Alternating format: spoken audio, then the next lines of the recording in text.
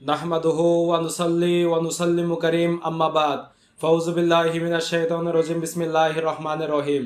দেশ ও প্রবাসে দূরে কাছে যে যেখান থেকে দেখছেন প্রত্যেকে জানাচ্ছি আন্তরিক মোবারকবাদ অভিনন্দন। প্রিয় মুসলিম ভাই ও বোনেরা, গত কিছু ভিডিও ধরে আলোচনা করেছিলাম নিশ্চয়ই আল্লাহর হাবিব রাসূল আকরাম সাল্লাল্লাহু আলাইহি ওয়াসাল্লামের মেরাজ শরীফ রজব মাসের 27 তারিখে হয়েছে এই সম্পর্কে। রজব মাসের 27 তারিখ এবং আল্লাহর হাবিব রাসূল আকরাম সাল্লাল্লাহু আলাইহি ওয়াসাল্লামের পবিত্র ইসরা শরীফ বা মেরাজ শরীফ নিয়ে আমরা ধারাবাহিকতাভাবে আলোচনা করতেছি। এই সুবাদে আজকে ভিডিওতে আমরা আলোচনা করব আল্লাহর হাবিব রাসূল আকরাম সাল্লাল্লাহু আলাইহি ওয়াসাল্লামের ইসরা শরীফ বা মেরাজ শরীফ যে রজব মাসের 27 তারিখে হয়েছে এই সম্পর্কে এবং রাসূল পাক সাল্লাল্লাহু আলাইহি ওয়াসাল্লামের রজব মাসের উপলক্ষে মেরাজ শরীফ উপলক্ষে আমাদের কি ইবাদত বন্দেগী করা উচিত, কি করা উচিত এই সম্পর্কে বিস্তারিত আলোচনা আমরা আজকে ভিডিওতে করব। প্রিয় দর্শক শ্রোতা, আল্লাহর হাবিব রাসূল আকরাম সাল্লাল্লাহু আলাইহি ওয়াসাল্লামের ইসরা শরীফ বা মেরাজ শরীফ রজব মাসের 27 তারিখে হয়েছে। এটাই আহলে সুন্নাত ওয়াল জামাতের চূড়ান্ত আকীদা এবং এটাই চূড়ান্ত মত। আল্লাহর হাবিব রাসূল আকরাম সাল্লাল্লাহু আলাইহি ওয়াসাল্লামের ইসরা শরীফ বা মেরাজ শরীফ রজব মাসের 27 তারিখে হয়েছে। এই রজব মাসের 27 তারিখ উম্মতে মুহাম্মাদি সাল্লাল্লাহু আলাইহি ওয়াসাল্লামের জন্য অনেক বড় একটা নিয়ামত। কেন? কারণ এই দিনে আমাদের আকা, আমাদের কান্ডারি, উম্মতের দরদি, এত দরদি নবী যা পৃথিবীর মধ্যে কেন সৃষ্টির মধ্যে আর কখনো দ্বিতীয় কোনো হবে না, এমন দরদি নবী মহান আল্লাহ রাব্বুল আলামিনের দরবারে মেরাজে গিয়েছেন। এই উপলক্ষে উম্মতে মুহাম্মাদি কিছু আমল করে থাকে যেটা বানোয়াট কোনো আমল নয় বা আমাদের ব্যক্তিগত বানানো কোনো আমল নয়। এই আমলগুলো পবিত্র কোরআন এবং সুন্নাহর আলোকে। প্রিয় দর্শক শ্রোতা, রজব মাসের 27 তারিখ দিনে রোজা রাখা এবং রাতভর ইবাদত বন্দি করা, নফল নামাজ পড়া, এটা মহান আল্লাহ রাব্বুল আলামিনের রেজামন্দিল হাসিনের অন্যতম একটা কারণ, অন্যতম একটা মাধ্যম। এবং পবিত্র হাদিস শরীফ দ্বারা প্রমাণিত রজব মাসের 27 তারিখে দিনের বেলায় রোজা রাখা এবং রাতভর নফল বন্দেগী করা, নফল নামাজ পড়া, জিকির আজকার করা, মিলাদ শরীফ পড়া, এগুলো হলো মুস্তাহাব। যেমন এই সম্পর্কে ইমাম আবু বকর ইবনে বাইহাকি রাহমাতুল্লাহ আলাইহি একখানা হাদিস শরীফ উল্লেখ করেছেন, যেটা উল্লেখ করেছেন ইমাম বাইহাকি রাহমাতুল্লাহ আলাইহির অন্যতম লিখিত কিতাব ফাদাইলুল আওকাত। সেই কিতাবের মধ্যে প্রথম খণ্ড 95 পৃষ্ঠার মধ্যে 11 নম্বর হাদিসের মধ্যে উল্লেখ করেছেন ইমাম বাইহাকি রহমাতুল্লাহ আলাইহি শুআইবুল ঈমান কিতাবের তৃতীয় খণ্ড 1397 পৃষ্ঠার মধ্যে 3530 নম্বর হাদিসের মধ্যে উল্লেখ করেছেন ইমাম জালালউদ্দিন সৈয়দী রহমাতুল্লাহ আলাইহি তাফসিরে দুররে মানসুর কিতাবের মধ্যে চতুর্থ খণ্ড 186 পৃষ্ঠার মধ্যে উল্লেখ করেছেন ইমাম হিন্দি রহমাতুল্লাহ আলাইহি তার কানজুল উম্মাল কিতাবের মধ্যে 35169 নম্বর হাদিসের মধ্যে উল্লেখ করেছেন।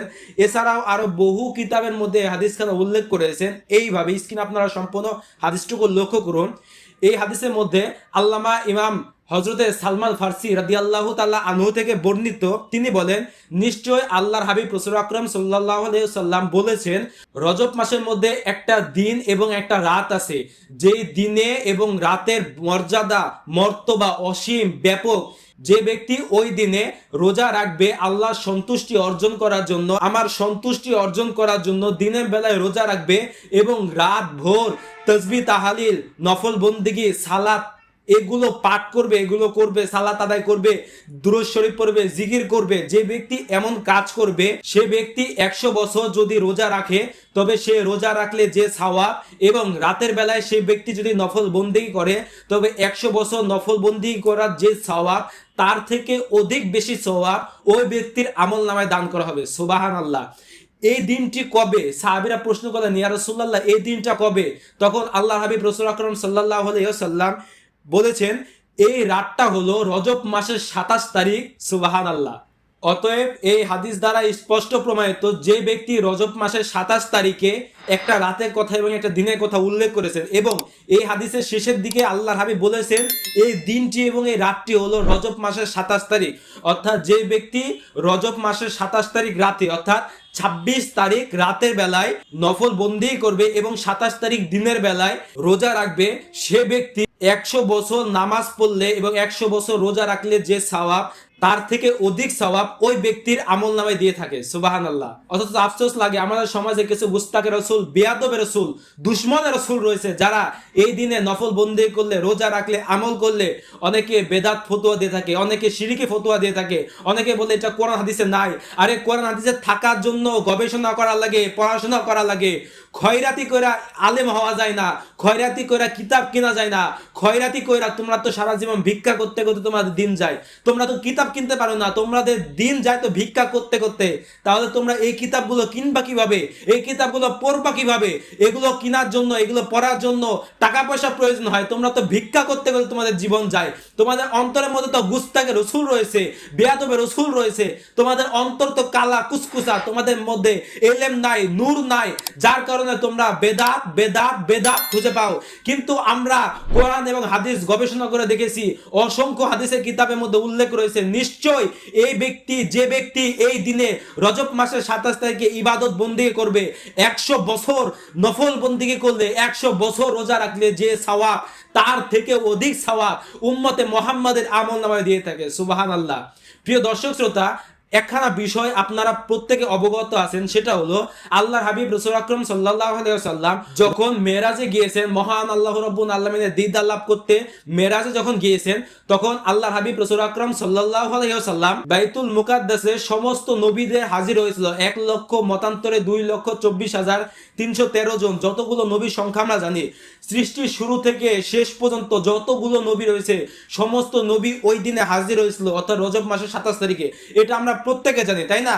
তো এই দিনে যখন তারা সবাই যখন হাজির হয়েছিল, তখন সবাইকে নিয়ে আল্লাহ হাবিব রাসূল আকরাম সাল্লাল্লাহু আলাইহি ওয়াসাল্লাম 2 রাকাত নামাজ আদায় করেছিল।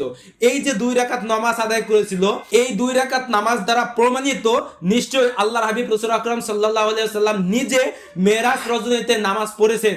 এবং 2 রাকাত নয়, আসারুল মারফুয়া কিতাবের মধ্যে প্রথম খণ্ড 77 পৃষ্ঠার মধ্যে একখান হাদিস উল্লেখ রয়েছে। এছাড়াও আরো কয়েকটা কিতাবের মধ্যে হাদিস খানা উল্লেখ রয়েছে। ফাদাইলুল আওকাত কিতাবের মধ্যে হাদিস খানা উল্লেখ রয়েছে যে নিশ্চয় আল্লাহ হাবিব রাসূল আকরাম সাল্লাল্লাহু আলাইহি ওয়াসাল্লাম মেরাজ রজনীতে হযরত জিবরাইল আমিনের সাথে সফর করার সময়, অর্থাৎ তিনার ঘর মোবারক থেকে বাইতুল মুকাদ্দাস যাওয়া পর্যন্ত আল্লাহ হাবিব রাসূল আকরাম সাল্লাল্লাহু আলাইহি ওয়াসাল্লাম মোট 12 রাকাত নামাজ আদায় করেছেন। এই 12 রাকাত নামাজ আল্লাহ হাবিব রাসূল আকরাম সাল্লাল্লাহু আলাইহি ওয়াসাল্লাম আদায় করেছেন, এটা সম্পূর্ণ সহিহ হাদিস। তাহলে আল্লাহ হাবিব রাসূল আকরাম সাল্লাল্লাহু আলাইহি ওয়াসাল্লাম 12 রাকাত নামাজ পড়েছেন এবং উম্মতকে শিক্ষা দিয়েছেন, উম্মত তোমরাও পড়ো। প্রিয় দর্শক, শুধু তাই নয়, আল্লাহ হাবিব রাসূল আকরাম সাল্লাল্লাহু আলাইহি ওয়াসাল্লাম হাদিস শরীফের মধ্যে উল্লেখ করেছেন, সাহাবীরা প্রশ্ন করলেন, ইয়া রাসূলুল্লাহ, যে ব্যক্তি রজব মাসের 27 তারিখে রোজা রাখবে তার ইনাম কি, তার পুরস্কার কি? তখন আল্লাহ হাবিব রাসূল আকরাম সাল্লাল্লাহু আলাইহি ওয়াসাল্লাম বলেছেন, যে ব্যক্তি রজব মাসের 27 তারিখে রোজা রাখবে তাকে আমার আল্লাহ রাব্বুল আলামিন 3টা পুরস্কার দিবে। এই 3টা পুরস্কারের মধ্যে 1 নম্বর পুরস্কার থাকবে 100 বছর নফল বন্দি করলে, 100 বছর রোজা রাখলে যে সওয়াব, এই রজব মাসের 27 তারিখে রোজা রাখলে তার থেকে অধিক সওয়াব। সুবহানাল্লাহ। 2 নম্বর আরেকটা জিনিস দিবে, সেটা হলো যে ব্যক্তি রজব মাসে রোজা রাখার সময় ইন্তেকাল করবে তাকে সরাসরি আমার আল্লাহ রাব্বুল আলামিন বিনা হিসাবে তাকে জান্নাতে প্রবেশ করা দিবে। সুবহানাল্লাহ। 3 নাম্বার, তাকে একটা নহর দান করবে, নহর, যে নহরে গুণ থাকবে 4টা। 1 নাম্বার, সে নহরে পানি দুধের থেকেও সাদা, বরফের থেকেও সচ্ছল, মধুর থেকেও বেশি মিষ্টি, এবং যেই নহরে পানি যদি কেউ একবার পান করে জান্নাতে যাওয়ার আগ পর্যন্ত সেই ব্যক্তির কখনো পিপাসা লাগবে না। সুবহানাল্লাহ। অতএব যে ব্যক্তি রজব মাসের 27 তারিখে রোজা রাখবে তাকে আমার আল্লাহ রাব্বুল আলামিন অশেষ রহমত দান করবে, বরকত দান করবে, ফজিলত দান করবে। আমাদের প্রত্যেকের উচিত এই রজব মাসের 27 তারিখে, যেহেতু আমরা উম্মতে মুহাম্মাদি, নবীজির উম্মত, নবীজি আল্লাহর দরবারে মেরাজে গিয়েছেন, এই উপলক্ষে আমাদের প্রত্যেকের উচিত রজব মাসের 27 তারিখে দিনের বেলায় নফল বন্দিগির পাশাপাশি দিনের বেলায় রোজা রাখা এবং রাতের বেলায় জিকির আজকার, নফল নামাজ, অন্তত পক্ষে 12 রাকাত নফল নামাজ পড়া এবং নবীজির সামনে দুরূদ শরীফ পাঠ করা, জিকির আজকার করা আমাদের প্রত্যেকের উচিত। মহান আল্লাহ রাব্বুল আলামিন আমাদের সকলকে সহিহ বুঝ দান করুক। আমিন। আসসালামু আলাইকুম ওয়া রাহমাতুল্লাহি ওয়া বারাকাতুহু।